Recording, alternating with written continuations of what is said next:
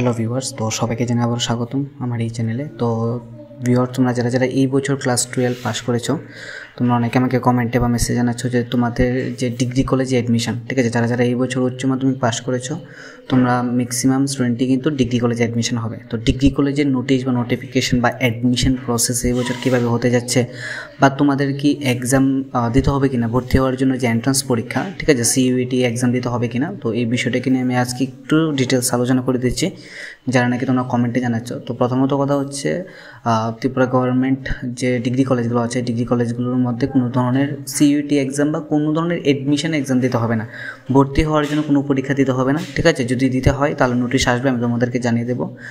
আর দ্বিতীয় কথা হচ্ছে, এডমিশনের যে নোটিশ বা এডমিশনের যে প্রসেস, সেই প্রসেসের কোনো বিস্তারিত ডিটেলস কোনো নোটিশ বা নোটিফিকেশান এখনও আসেনি। যদি আসে আমি তোমাদেরকে অবশ্যই জানিয়ে দেবো।